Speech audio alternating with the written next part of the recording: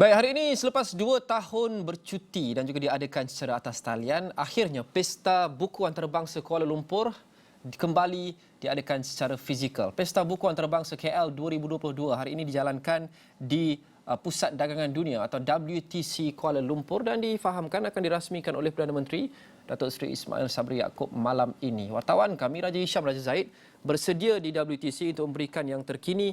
Raja Hisham, di sana 2 tahun tidak diadakan akibat pandemik COVID-19, akhirnya kembali pada tahun ini. Gambarkan situasi di sana.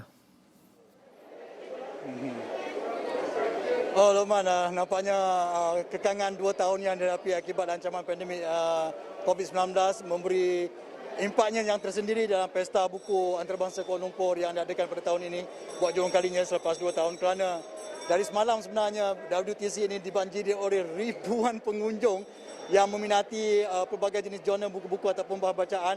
Dan dari awal pagi tadi, di mana Pesta Buku ini dibuka daripada 10 pagi hingga 10 malam, tidak putus-putus menerima kunjungan orang ramai, ribuan daripadanya, termasuk mereka yang tentunya mengambil kesempatan di musim cuti sekolah ini untuk datang ke sini untuk meraihkan ataupun melihat kemeriahan Pesta Buku Antarabangsa Kuala Lumpur ataupun PBA KL 2022 yang berlangsung sebenarnya dari semalam sehinggalah 12 Jun ini. Dan tentunya ia memberi impak yang sendiri apabila lebih 700 gerai disediakan, membabitkan lebih 300 penerbitan buku-buku bahan bacaan, dan orang ramai nampaknya masih lagi tidak putus-putus mengunjungi daripada pagi hingga sekarang ini daripada tinjauan yang saya lakukan, kerana kesemua bus ataupun gerai-gerai yang diadakan yang dibuka di sekitar WTC ini tidak putus-putus dikunjungi oleh mereka.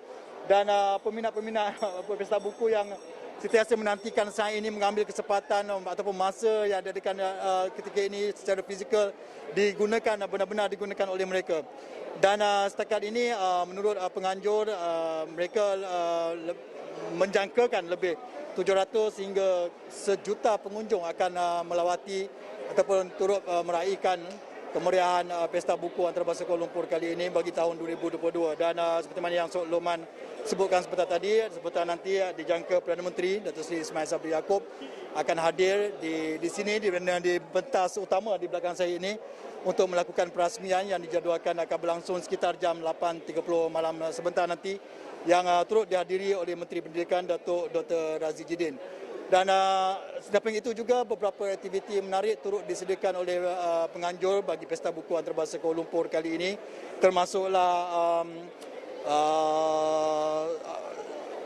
turut dilakukan secara hybrid bermula 1 hingga 15 Jun ini melalui kerjasama dengan syarikat e-dagang Shopee, iaitu bukan sahaja pengunjung yang hadir secara fizikal dapat membeli ataupun melanggan buku-buku yang ditawarkan ataupun dipamerkan pada Pesta Buku kali ini, tetapi juga mereka yang turut melayari secara online untuk membuat tempahan dan sebagainya. Dan di samping itu juga aktiviti menarik termasuklah pelancaran siri koleksi cerita sastrawan negara Siti Zainon dan kolam teduh biru oleh Dewan Bahasa dan Pustaka, selain daripada pelancaran buku Ethno Sains Matematik Melayu-Indonesia, bicara buku Revolusi Bahasa dan Asas Tamadun oleh DBP, dan banyak lagi sebenarnya yang tidak mampu saya sebutkan di sini.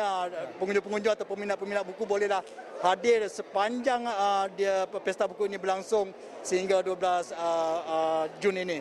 Dan saya jangkakan juga Perdana Menteri juga akan merasmikan sebentar lagi, dan kita akan dengarkan juga dan akan saya sisipkan di bulletin-bulletin terusnya ataupun di laman web astrawani.com mengenai respon ataupun perasaan keterujaan mereka selepas kekangan 2 tahun ini di dalam astrawani.com dan juga bulletin-bulletin seterusnya, Lokman. Terima kasih Raja Hisham. Raja Zaid mujur buku tidak naik harga dengan begitu banyak. Tapi perkara yang sama tidak boleh dikatakan terhadap benda-benda yang lain. Banyak perkara, banyak benda sebenarnya kita lihat mengalami kenaikan harga yang agak mendadak baru-baru ini.